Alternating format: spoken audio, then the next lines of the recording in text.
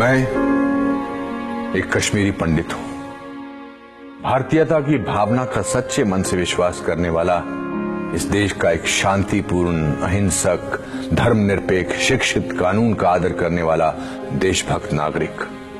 26 साल पहले आज ही के दिन मुझे अपने घर से बेघर कर दिया गया। ये मेरी कहानी है। 1999 के शरद ऋतु के आते आते कश्मीर में आतंकवादियों का बोलबाला था। राज्य सरकार ने अपनी सभी जिम्मेदारियों का त्याग कर दिया था और किसी प्रकार का कोई प्रशासन नहीं रह गया था। आतंकियों के फरमानों ने कश्मीर घाटी को अपने लपेटे में ले लिया था। ऐसा लगता था जैसे भारतीय होना मानो एक गाली हो। आतंकवादी हिट लिस्ट जारी करने में लगे हुए थे। हर वो शख्स जो भारत समर्थक था उसे मुखबिर करार दिया जाता था। उसको मारना जिहाद था और पुण्य भी। प्रमुख कश्मीरी पंडितों को पहले से निशाना बनाकर मारा जा रहा था।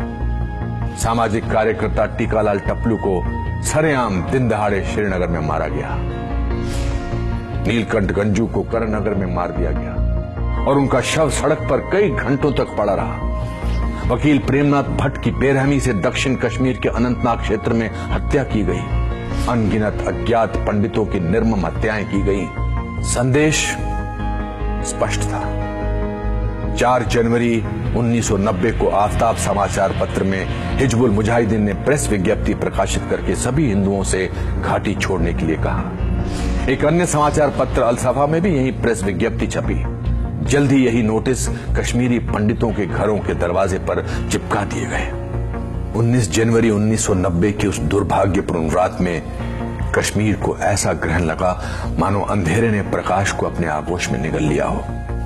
कश्मीर के हर कोने से, हर नुक्कड़ से, हर सड़क से, हर बाजार, हर गांव से ऐसी आवाज बुलंद हुई जो पंडितों के लिए मौत का संदेश था। हजारों लाखों का हुजूम कश्मीर की सड़कों पर उतरकर जहरीले नारों में उद्वेष कर रहा था जो पहले कभी नहीं सुना था, ना देखा गया था। पूरे कश्मीर में मस्जिदों से घोषणा की जा रही थी कि कश्मीर पाकिस्तान बनेगा। मुजाहिदीनों की प्रशंसा में चारों तरफ गुणगान किया जा रहा था और भीड़ में खुले तौर पर बंदूकें लहराई जा रही थी। जागो जागो सुबह हुई, रूस ने बाजी हारी है, हिंद पे लर्जा तारी है, अब कश्मीर की बारी है। बार बार ये गाना मस्जिदों से चलाया गया। अगर कश्मीर में रहना है अल्लाह अकबर कहना होगा। ए जालिमों, ए काफिरों, कश्मीर हमारा छोड़ दो। इन नारों का सिलसिला मानो थमने का नाम नहीं ले रहा था। एक बंद होता था तो दूसरा शुरू हो जाता था। इन्हीं नारों में एक नारा था, कश्मीर बनेगा पाकिस्तान, पंडित आदमियों के बगैर पर पंडित औरतों के साथ। ये नारा बार बार और जोर शोर से दोहराया गया। अब हमारे डर ने एक नया रूप ले लिया था।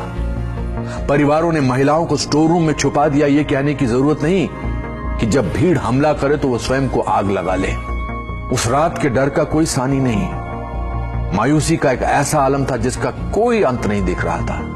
संदेश स्पष्ट और तीव्र था, रलिव गलिव या चलिव, या तो हमारे साथ मिल जाओ या मर जाओ या भाग जाओ। कोई ऐसा गांव, मोहल्ला, गली या जगह नहीं थी जहां इन नारों का शोर ना हो। अधिकांश कश्मीरी पंडितों ने इन विपरीत परिस्थितियों में वो जो कुछ भी उनके साथ सामान और जान बचाने के लिए हो सकता था किया और किसी तरह जान और मान बचाकर ट्रकों के तरपाल में छुपकर बसों एवं किराए की टैक्सी भरकर भाग गए। बड़े पैमाने पर पलायन शुरू हो गया। सरकार, बुद्धिजीवियों, निरपेक्षवादियों, देश के प्रति सद्भावना रखने वाले सबकी अंतरात्मा सोने चली गई थी। कोई भी इसके बारे में बोलने को तैयार नहीं था। 19 जनवरी 1990 के बाद के दिनों में कश्मीरी पंडितों का कत्लेआम शुरू हो गया और कश्मीरी पंडितों पर अत्याचार की इंतहा होने लगी थी। बांदीपुरा में शिक्षिका गिरिराज टिक्कू की गैंगरेप के बाद हत्या की गई। इस तरह की सैकड़ों खबरें आम हो रही थी। इस पर पूरी किताबें लिखी जा सकती है कि किस प्रकार से लोग आतंकवादियों से प्रताड़ित हो रहे थे और किस तरह प्रशासन मूक दर्शक बनकर कश्मीरी पंडितों पर हो रहे अत्याचारों को अनदेखा कर रहा था। 1991 तक ज्यादातर पंडित घाटी से पलायन कर गए और उन्हें जम्मू के दुर्गम स्थानों में कांटों व धूल भरे टेंट शिविरों में रखा गया। 60,000 से ज्यादा परिवारों ने पलायन किया और उनको ऐसे शिविरों में रखा गया जहां शौचालय जैसी मूलभूत सुविधाएं भी नहीं थी। एक परिवार को एक टेंट अलॉट किया गया जिसमें 10-10 सदस्य कभी कभी साथ ही सोते थे। निजता का नितांत अभाव था। इन शिविरों में काफी बड़ी तादाद में बीमारी से मौतें भी हुई। ज्यादातर मौतें सांप के काटने और अत्यधिक गर्मी के कारण हुई। कश्मीरी पंडितों को मरने के लिए छोड़ दिया गया था। पंडितों के हजारों घरों, सैकड़ों मंदिरों को जला दिया गया और जमीन में ढा दिया गया था। ये सब एक बहुसांस्कृतिक धर्मनिरपेक्ष भारत में हो रहा था। जो पंडितों की छोटी संख्या अभी भी घाटी में रह रही थी, उनके साथ नरसंहार किए गए थे। आतंकवादियों ने 2 महीने के बच्चों को भी नहीं बख्शा। पंडित के पूरे गांव को साफ कर दिया गया। आज तक एक भी व्यक्ति को दोषी करार नहीं दिया गया। हजारों पंडितों की हत्या व नरसंहार की सजा तो दूर की कौड़ी है। किसी ने इस नरसंहार और पलायन पर कोई इस प्रकार की चिंता प्रदर्शित नहीं की।